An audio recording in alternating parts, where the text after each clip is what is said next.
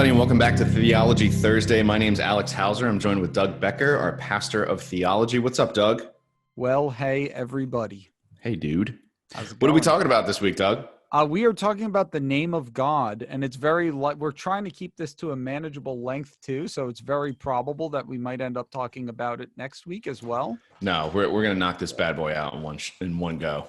Oh, well. Let's do it. You Not ready? if I have anything to say about it. Yeah, I'm sure you've got a lot to say about it, Doug. All right, man. So obviously, just even given the premise of saying the name of God, I'm assuming God has a name. It's other than God. Yes. So what is it? All right. So this occurs in the Old Testament. There's no places of which I'm aware that it occurs in the New for reasons that I will disclose shortly. Really? But yeah. Okay. So Yahweh isn't mentioned once in the New Testament? No.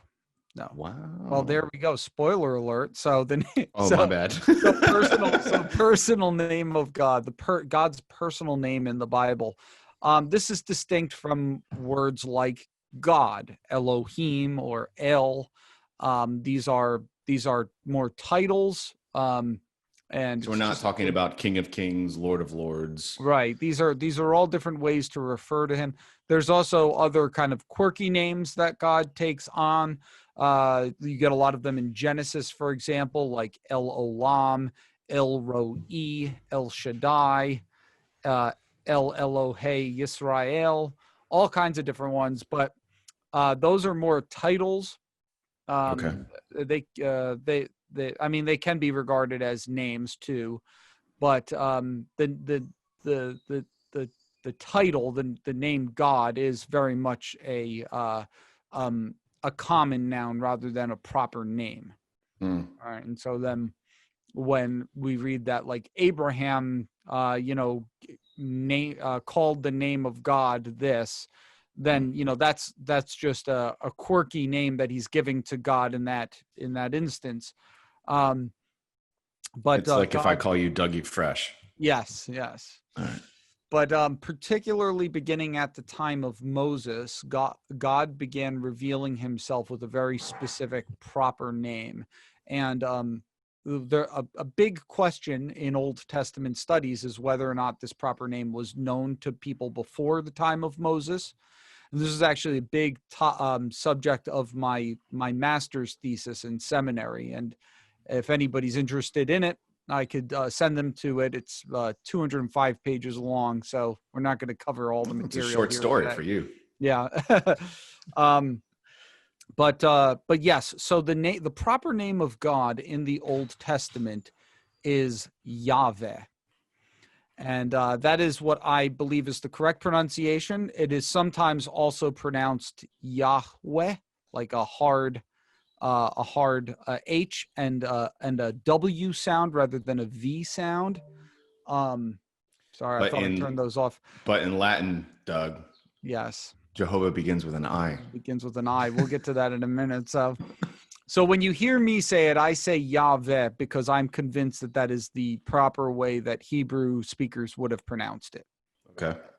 Now, Doug. Yes. You catch me up on my ancient Hebrew. So Yahweh is, my American pronunciation of Yahweh, but it's basically just the vowels, isn't it? Yes. So in Hebrew. Mm-hmm. So a fancy word to refer to the name Yahweh is the tetragrammaton, which means 4 letters. And so in Hebrew, okay, you don't have vowels, or probably a better way to say it is you don't have vowels, but you do have you just have consonant letters. All right. Now there are some consonants that can stand in for vowels. So sometimes, for example, the letter Vav, which is pronounced V, can also be pronounced O or U. Okay. But generally speaking, for our intents and purposes, there are no vowels in classical biblical Hebrew. Now, as Hebrew became spoken less and less, and this is in AD, after the time of Christ, the Common Era, the scribes wanted a way to preserve the pronunciation because so when you have a language where it's not written with vowels, the vowels that you use in speaking it um, are just known by the writers, by the speakers of the language. So if I took an English sentence and removed all the vowels out of it, you'd probably be able to figure out what it said because you know English well. But if you're writing if you look at the Hebrew Bible, right, and it's written with all consonants, the fewer and fewer people who know Hebrew really well, the fewer and fewer people who are going to know what it says. Okay. Okay. Not just how to pronounce it. There's significant meaning that is impacted too, depending on what vowel is said where. So you're saying that the ancient scribes were intentionally putting vowels in order to preserve the understanding? Yes. So the Hebrew scribes, as Hebrew became less and less used, Hebrew scribes began to insert little dots in and around the letters. Okay, to pronounce. Now, most of them were for vowels. There were other things like there's a dot called a dagesh forte, which doubles a letter. Some make letters hard as opposed to soft, but in general, they're vowel points. And there's several different systems of pointing, but the one used by the scribes in Tiberias, which is in the region of Galilee, prevailed. And their system became very much perfected between the 7th and 9th centuries AD. Okay. And most Hebrew Bibles that you look at today will have that vowel pointing system. These are called Masoretic scribes who would have put these vowels in. So it's interesting, right? Because they did not want to alter the consonants of the text. Most people who are even a little bit familiar with this know that Hebrew scribes are incredibly meticulous. I could tell you anecdotes from my experience, but they're very, very careful about the copying of their manuscripts. In contrast to a lot of the early Christian scribes who were amateurs, and so you have a lot of textual variants in the New Testament. The Hebrew scribes are very, very meticulous, and they don't want to change any of the consonants. And so what they do is to indicate the vowels, they put little dots or little, lines and things in and around the letters to indicate the vowels. So that's how the pronunciation of biblical Hebrew is preserved for us. Now, so how does that relate to Yahweh then? So this is complicated in the case of the divine proper name, right? Because what does God say that we're not allowed to do with his name in the 10 Commandments? Blaspheme it. You're not allowed to blaspheme. Do not lift up the name of Yahweh your God to falsehood, is what it actually says. We usually say, do not take the name of the Lord in vain. Yeah, do not profane. Yeah. So, an aversion to doing that, saying, let's make sure we never do that. So we're never going to use the name of Yahweh. We're never going to use the actual name of God. A combination with that, and also it's often said that it was considered too holy to pronounce. Okay, complicated the situation with respect to the divine name. So you already have a language who, in order to preserve the pronunciation of it, you have to insert vowels into it. Now, here is a very important personal name that no one ever pronounces, right? No one ever says it. And this practice began at least in the Babylonian exile. So this is 5 centuries BC, where this name is falling into disuse in common language. That's not to say it was never spoken or never used or never written. It was written all the time. But so you have these 4 consonants that make up the name of God: Yod, He, Vav, He, which is roughly equivalent to YH, WH. Although, and here's one of the things you have to keep in mind for this conversation, W is pronounced V. Okay, so you have Y. Like in German. Yeah, so you have Y, H, V, H. Okay. And it's like, well, how do we pronounce this name? So keep that in mind. Okay, so it's totally understandable that a correct understanding of how to pronounce the name began to be lost.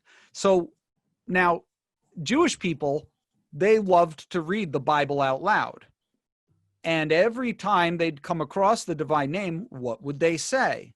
Well, instead of saying the name Yahweh, they would say Adonai, which means my Lord. Yeah, Lord, right? And now, so they'd be reading. So when they read, for example, the Shema Yisrael, right?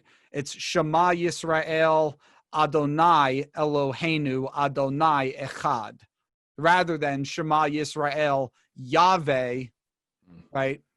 So they're subbing in the word Adonai for my Lord rather than God's so proper every name. time you see the name Yahweh, instead you say Adonai.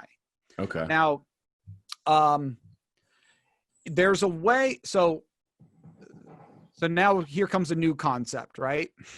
So recall how I said that Hebrew scribes were very conservative and did their best to never ever alter the consonants of the text. Right. This is a general rule. I'm not saying there are zero exceptions, but particularly with those consonants that stand for vowels, but that's another story. So the consonantal text is not being modified, but that doesn't mean there were a significant number of places where Hebrew scribes believed that maybe there's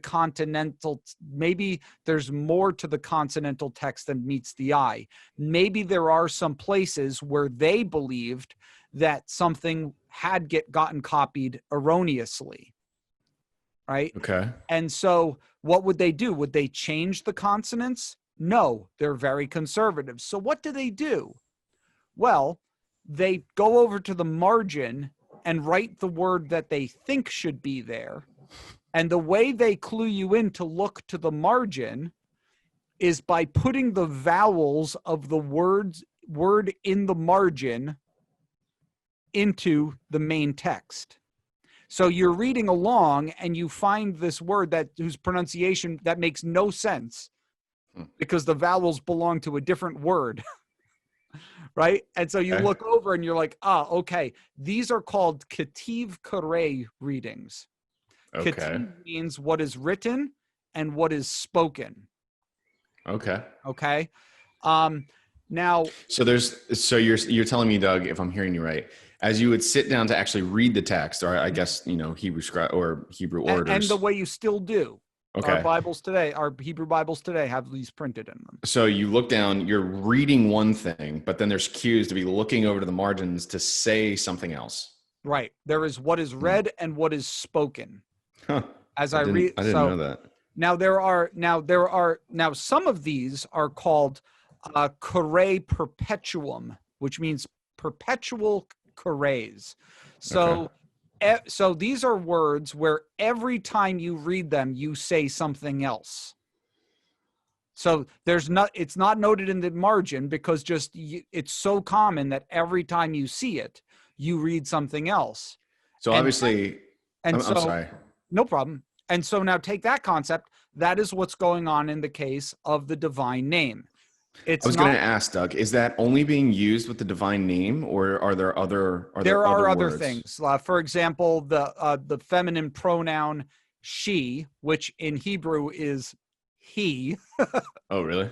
Yeah, one of the ways to remember pronouns in Hebrew is who is he is she, and me is who.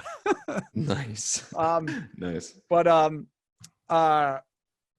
so there are others. She's an example. There are others like that. So I understand it with the divine name because they don't want to speak, God's holy name. So they're swapping out Adonai for that.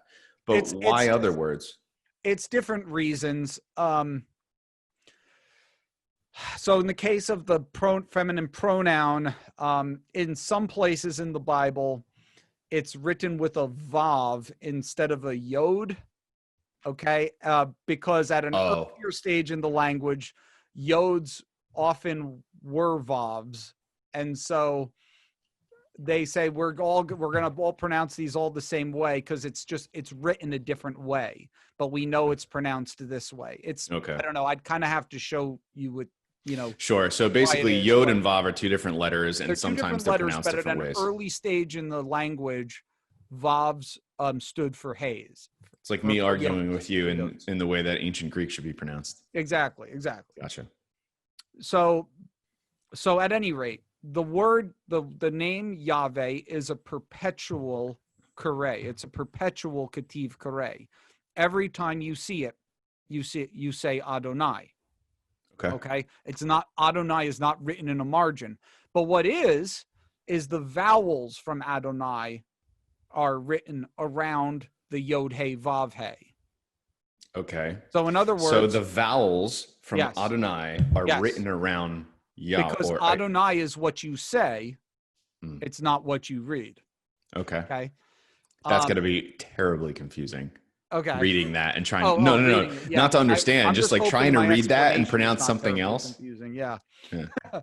So now what happens when you do that? Now, for reasons that there's a couple reasons why I'm not going to be able to explain without a blackboard. Okay. And it wouldn't be worth our time. Okay. It's Christian readers of the Hebrew Bible saw that, didn't understand that this was that they're saying Adonai here, and began pronouncing the consonants Yod He Vav He, the divine name, right, with those vowels. Okay. And because in German, okay, there's no Y's, but instead they're pronounced J, they came up with the erroneous form Jehovah. Okay. So Jehovah is, and I don't think this is an improper way to say it, I've read this several times, a bastardized form. It's the consonants from the way in German you would pronounce Yod He Vav He, you would transliterate them in German J H V H, and then the vowels from Adonai. Again, the reason why the A becomes an E is something I'm not going to explain here, but Latin. Trust me. Yeah. So it's not Latin. It's a Hebrew thing, actually. Sure. So if I'm hearing you right, then Doug, let me just summarize here so far. So basically, we have Yod He. How do you say the W? Vav. Odd.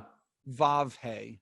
Vav He. Yod He. So Vav He. in other words, kind of like if I'm going to do that with English letters, it's going to be like YHWH, correct? Yes. Mm-hmm. Okay. Yes. And then meanwhile, we have the vowels from Adonai, which is A, O, A, I. And when you stick the two of them together, you've got Y, A, H, O, W, A, H.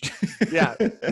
which that's the Germans started calling Jehovah. Yeah. And that's where we kind of got that transliteration from. And anyone taking notes realizes that those vowels don't exactly match up. And if you want to ask me sometime to explain why you end up with Jehovah with that, I can. Yeah. But yeah. It'd be good to have a graphic. Yeah. If we were that good, because I can't show you my notes. Look at that. Because that's just a mess. But yeah, and it would just I don't know how profitable it would be. I think it's easy enough. I think it's easy enough for people practical. to get. So, at any rate, so that's where Jehovah comes from. Now, you might notice that in your English Bible, you never see the word Yahweh. And that is because English Bibles tend to preserve this Jewish tradition of swapping Lord for Yahweh. And instead they indicate it with writing Lord in all capitals. Okay. So there's a difference. Can we say, Doug, if I'm reading through my Bible, the majority of the time, if I'm seeing Lord in all capital letters, that's actually Yahweh. Right. Yes, it always is. Sometimes you will see Lord God, where I think they will write it. I think it'll be written regular Lord and then God in all capitals. And usually, what you're seeing there is Adonai Yahweh. So, okay. Yeah. So, and there's a couple other interesting things that happen in English Bibles. But yeah, I mean, for our intents and purposes, every time you see Lord, you're reading Yahweh. Now, I actually tend to disagree with that practice and try to break it as much as possible. Like if I'm preaching a sermon in the Old Testament and I don't have time to explain it, and I know that there's like new Christians there, I probably won't say Yahweh instead of Lord. But in my teaching, I tend to try to say the divine name, because one of the things that God tells Moses is that this is my name by which I'll be remembered throughout all generations. So like, and reading. Do you have a verse for that, Doug? Yeah, that's Exodus 3:15. Thank you. This is my name forever, and thus I am to be remembered throughout all generations. Moses thus is I asking am to be remembered this right. way. And Moses specifically asks him, "Who shall I say sent me?" Right, and that's where God gives us Yahweh. And we will definitely return to that. Yeah, that's but yeah, and because I think that the Jewish apprehension against saying the name is, I think, a little bit too far. And I think you have an explicit command here to remember the name. Like there's a reason why we say God's personal name. He wants us to. And certainly reading scripture, you're not going to blaspheme God inadvertently by reading what he has written. Right. So yeah. Now, all right. So Doug, just as a flat statement, there's nowhere in scripture that says that you shouldn't pronounce Yahweh. There's actually specifically a verse that's saying you should. This is how I should be remembered. Exactly. The practice of not pronouncing the name Yahweh really came from ancient Hebrew tradition, right, and kind of religion more so than anything else. Yeah. And we could see like that, we often talk about Pharisaism as putting a fence around the law. So we're not supposed to work on the Sabbath. So we're not going to do anything that could even approach it. Right. So same thing. We don't want to take the Lord's name in vain. So we're not even going to say it. And good. We're good with that one now. On to the next commandment. Right. Yeah. So that's that. Okay. I think that's all. I felt like there was one more thing I wanted to say about that, but let's move on. And if I think of it, we will. The New Testament. So I mentioned that you don't read the name Yahweh in the Greek New Testament at all. And that's very true. And the reason being because you have first century Jewish writers writing. So they will tend to use the Greek word for Lord, the Greek word for Adonai, which is kurios. And it's interesting. There's a bunch of places in the New Testament where passages that speak of Yahweh are applied to Jesus. This is one of the stronger arguments for the deity of Christ, right? So for example, when John the Baptist comes, he quotes Isaiah 40 and says, "Prepare the way of the Lord," right? I'm the voice of the one in the wilderness. Now in Isaiah, that's prepare the way of Yahweh, right? Prepare the way, right? And who's the Lord whom he's speaking of?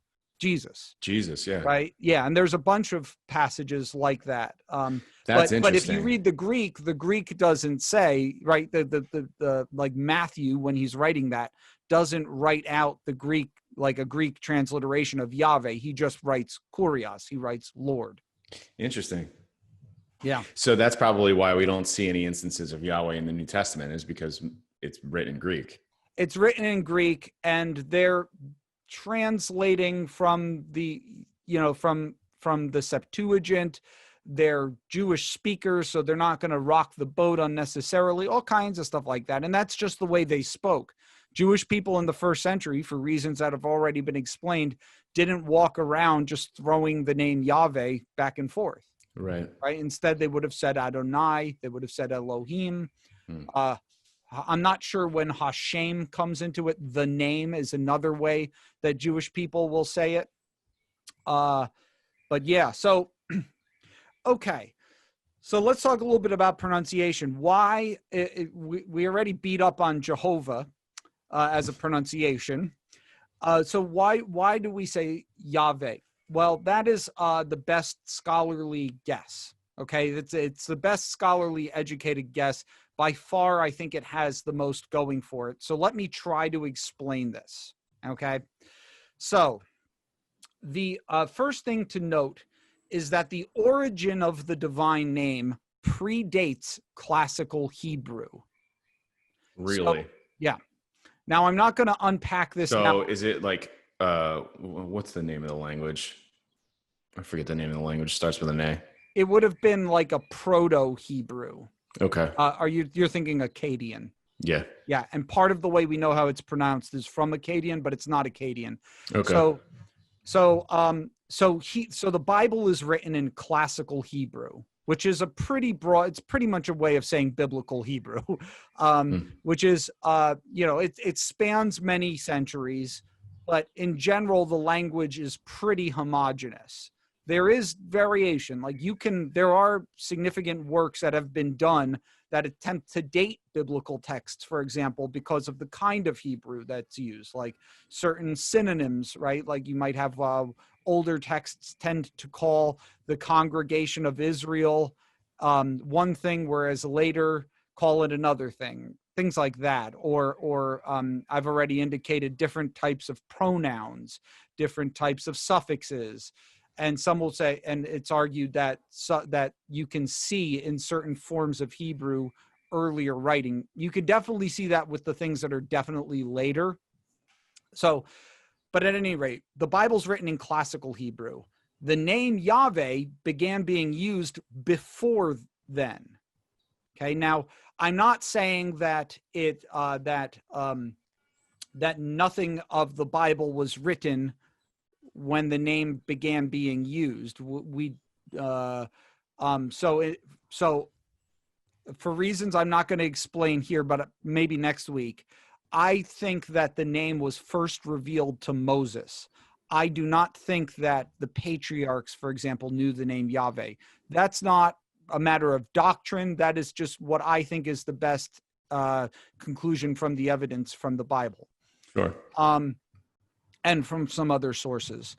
But I'm not saying that Moses didn't write any part of the Pentateuch, right?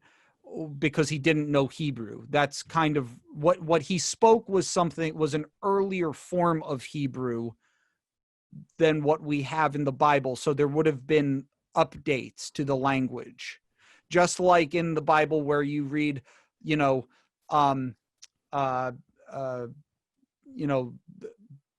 that like updates on the names of cities and things like that. Today it's called this, or as formerly was called this, right? Okay. You have updates, what the language, the way of writing it, and the grammar. So you're talking about references where the Bible's making reference in and of itself to previous forms. So like that's why it's called this, which is still known to this day. Right, which is known to this day, right? There's little editorial remarks. I'm saying that if we say that Moses wrote the law, for example, right? He would have been speaking a form of Hebrew earlier than classical Hebrew, and you may be even able to call it something else. And the difference is it wouldn't have been a difference in meaning, but there would have been different ways to say things. Sure. It's like Old English. You listen to Old English, it's like exactly can't even understand it. Or it's like King James Bible versus English Standard Version. Sure. Okay. Or it might be better to say RSV versus ESV because there are differences in meaning in some passages. Okay. So I'm not saying there would have been a difference in meaning. So at any point, the name Yahweh would have dated before the Hebrew Bible that we have today. Okay, so we can't simply seek to explain its pronunciation and meaning based on the Hebrew that we have in the Bible. We need to look to other places for that. So the name Yahweh, almost certainly, almost without doubt, is technically a verbal form. It's a verb. Really? Yeah. Okay. So the name itself means... So the name itself probably means something like he causes to be.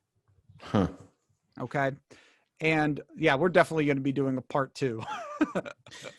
Okay. We can do it. We can do it in this one, Doug. Okay. I just don't want to go too long here. So, well, we're going to stick it on a podcast this week anyway. Okay. So, the Hebrew, so it's probably derived from the Hebrew verb, which means to be. Okay.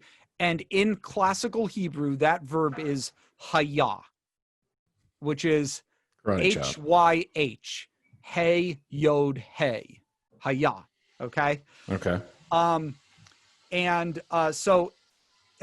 In the earlier stage of Hebrew, okay, remember how I said that yods used to be vavs? Yes. We mentioned it with reference to another part of this conversation, but in an earlier stage of Hebrew, that yod would have been a vav.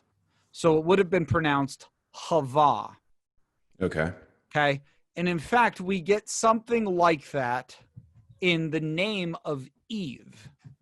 So Eve's name in Genesis 3:20 is Chava, which is taken from an earlier form very similar to Haya or Hava. Okay. We also have that form appearing in some other passages, Genesis 27:29, Isaiah 16:4, Nehemiah 6:6, Ecclesiastes 2:22. So the verb to be in an earlier stage would have been hava. So there's where you get your vav from yod he vav he, and the last and then also the hey, the two heys. Okay. Now, what about the yod, the ya? Okay, the beginning. Well, Hebrew verbs have changed depending on how they're being used. And one way to change them is by slapping a prefix onto them. And with certain forms of verbs, imperfect verbs they're called, you put a yod onto the beginning. Okay. And usually this would be either yeah or ye. Okay. So if I wanted, so that would be a prefix. Now, the Yah prefix, however, is not biblical Hebrew. That is an earlier form of the language. And we know this from Amorite.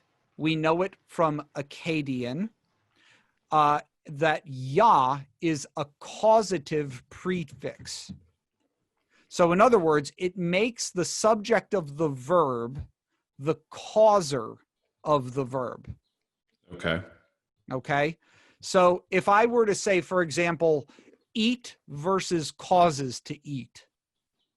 Okay. So if I say I eat, I'm the one who's eating. Whereas if I say I cause Alex to eat, what do you got there? Nuts? Cashews. Nice. The king of nuts. That in macadamia. The king and queen of nuts. Okay. If I say I cause Alex to eat nuts, now I'm making you do it, right? So that's a way of inflecting a Semitic verb. So in earlier forms of the language, particularly in Amorite and in Hebrew, or Akkadian rather, even at later stages in Akkadian, the prefix, the causative prefix is Yah. So it would be he causes to be, not he is. Okay. That would be because most people assume that the name of God means I am, right? Yeah, and yes, and I will explain why that's not what it means. Okay. So right now I'm talking about the meaning of the word, the name itself as a word. Okay. Now you would say, well, how do we know that the prefix is Yah? Okay. Especially that the Hebrews who were speaking this Proto-Hebrew before the Hebrew that we have in the Bible, how would we have known? Well, we know that it was pronounced that way for at least three different reasons.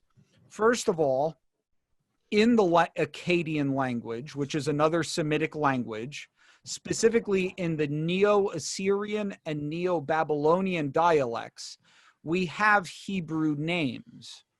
So when the Assyrians carried Israelites into exile, guess what they did? They recorded where they relocated them. And they say, here are the guys who are here. Here are the guys who are there.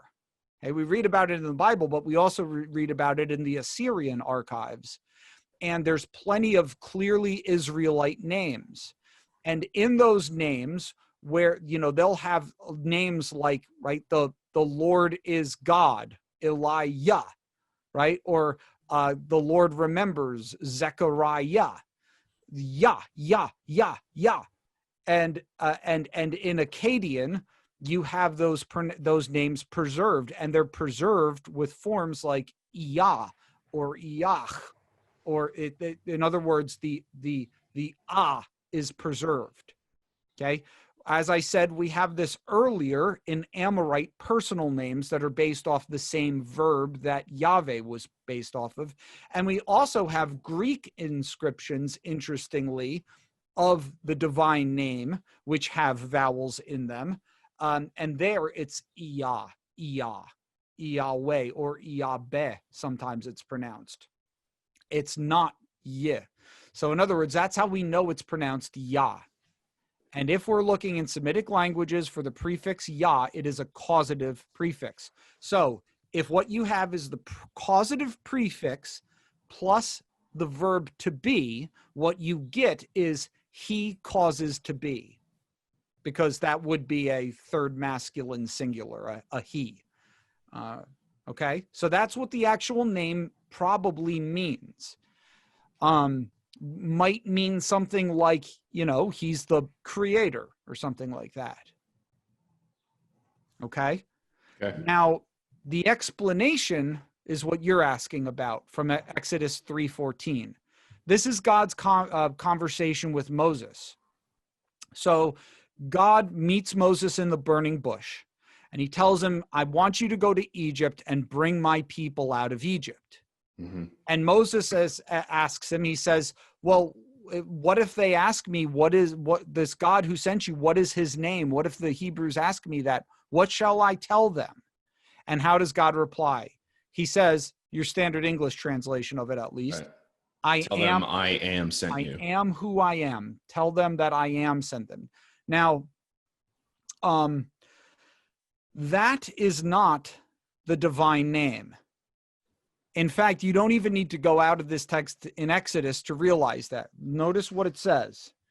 It says, so Moses says, if I come to the people of Israel and say to them, the God of your fathers has sent me to you, and they ask me, what is his name? What shall I say to them? And God said to Moses, I am who I am. And he said, say this to the people of Israel, I am has sent me to you. God also said to Moses, okay, Yahweh, the God of your fathers, the God of Abraham, the God of Isaac, and the God of Jacob has sent me to you. This is my name forever, and thus I am to be remembered throughout all generations. So he doesn't actually really answer the question until verse 15, where he says, Yahweh has sent me to you. This is my name. So why does he not answer Moses' question? Why do we even have verse 14? Why do we even have I am who I am? Because Hebrew names are based on puns. Not all the time, but often. Okay? So when you're reading in your Bible, you get and someone's given a name. That name means something, and often we can discern the meaning of the name. But often you're giving an explanation for it. Now, sometimes that explanation matches perfectly with the name itself, with the meaning of the name. But also often that explanation simply sounds like it, or it's similar to it. Okay, examples like this would be the name of Abraham, Avraham, okay, does not mean father of many nations, okay, but that's the explanation given for it in Genesis 17:5. The name Jacob, okay, is the strangest name ever if you're just looking at the Hebrew text, right? He grabbed his brother's akav, he grabbed his brother's heel. Therefore, his name will be Yaakov. He heals Not Heal, Heel. Okay. The name Moses, okay, sounds like the Hebrew word to draw up, but it is a good Egyptian name, actually, preserved in a lot of pharaohs' names. Interesting. King Tut Mose, right? Huh. King Ahmose. Okay, this is an Egyptian name, but it sounds like a Hebrew name. So in What's other it words, mean in Egyptian, Doug? I forget. I want to say it's a sonship thing. I Okay. can look it up. Maybe I'll throw it in the comments on the Facebook or something. Yeah, I forget. I never studied Middle Egyptian, so Sure. Okay, so Moses is actually part. It's a good Egyptian name, it's a good and Egyptian name. Hebrews are often puns. You were Hebrews are saying. often puns, and that's what we're given here. We're given a pun that sounds like the divine name, Okay. because no Hebrew ever pronounced God's name Ehya, which is I am, or in your footnote, which I think is better, I will be. Okay, they pronounced it Yahweh, nor was it written. It's not even written the same way. Ehya is not Yod He Vav He, it's Aleph He Yod He. Okay, Okay. it's totally different. Okay,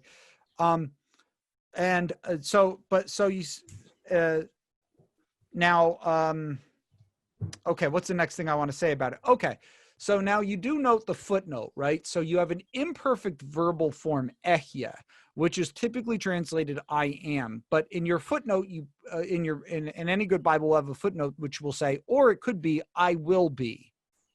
Now, it's not certain, but it's likely, it's very, very likely that it is future tense, because most people are not going to know what I'm saying here. The imperfect form of the verb haya, to be, is almost always, though not always, not 100% the case. I think it occurs in the imperfect form, I want to say 66 times in the Hebrew Bible. All but a handful of those cases, it's future tense. It's usually will be. In fact, kind of like if you don't have any other contextual markers, you almost always score a touchdown by translating Hebrew imperfect verbs with the future tense. So it's almost certainly will be. I will be. Okay. So I will be who I will be. What sense does that make? All right, let's add another element to this. Okay. In Hebrew, as well as in English, interestingly, there is a kind of expression called an idiom per idiom expression. That is, you have one verbal form, and then you have a relative pronoun, which is who in this case, and then you have the same verbal form. Here's an example of it. In Exodus, what is the verse? 33:19. Okay. I will have mercy on whom I have mercy. Okay. I will have mercy occurs on both sides of the relative pronoun. Okay. Now you ask yourself, well, what is the meaning of that? It's basically God just saying, shut up. I will have mercy on whom I want. Right. It's a conversation stopper. And we use the same expression in English. So what time are you going to be home?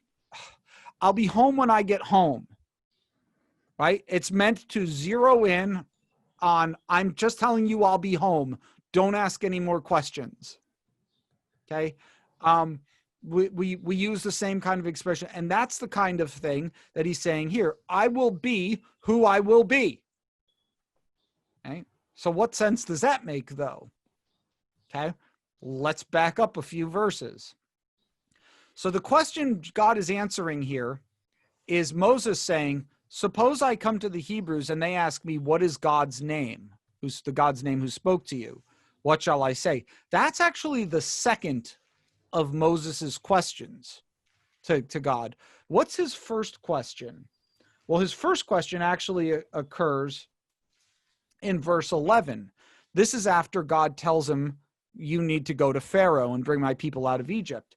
Moses, modest man as he is, answers, who am I that I should go to Pharaoh and bring the children of Egypt out of children of Israel out of Egypt? Right. So his first question is not, God, who are you? It's, who am I? Who am I? Yeah. Right. And what does God say to him? But I will be with you. I will be with you. That's an interesting non-answer, right? Moses, who am I? God's like, essentially, it doesn't matter who you are. Yeah. I will be with you. Okay. What does he say? I will be with you. Ehya imak. So there's that verb, ehya. And then right on the heels of that, okay, Moses then just comes right back with another question. Well, what is your name? Ehya asher ehya. Okay. So who am I? I will be with you. What is your name, God? I will be who I will be. It's a little difficult to pick up in English, but I think you get what I'm getting at, right? He's alluding back to his statement in verse 12. I will be with you. So in other words, the essence of who God is, his name, okay, the thing that defines his name, his name in the Hebrew Bible means a lot more than simply, what you're called. It's your reputation.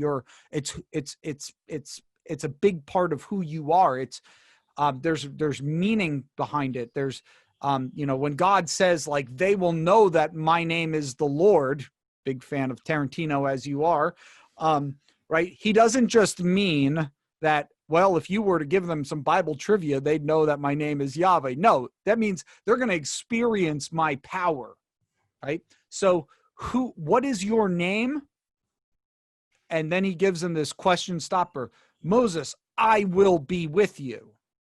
So the essence of God is his presence, is I will be with you, which is different than what we usually hear, right? That this is like God expressing his self-existence. I am the one who simply exists, or something like that, right?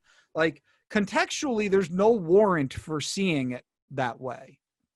I think contextually, the best case you can make for it is that, So is that this is he's speaking about his name speaks of his presence with his people, the fact that he is with them. And we could tease that out in a lot of different ways. I'm keeping my eye on the time, but maybe that would be a good subject for part 2. Okay. But just kind of circling back and just summarizing here, what I'm saying is that there's like with a lot of other biblical names. So when you hear Abraham, okay, you're to think father of many nations. When you hear Jacob, you're to think one who grabs by the heel, right? Trying to get ahead of the person who's in front of him is the idea. Sure. When you hear Moses, he's the one who was drawn out of the water. Okay. But in none of those cases are those their actual names. Okay? We also mentioned Eve, right? Chava. That does not mean mother of all living. Okay? It's a pun. It sounds like living. The word life, chai. Okay? Chava sounds like chai. And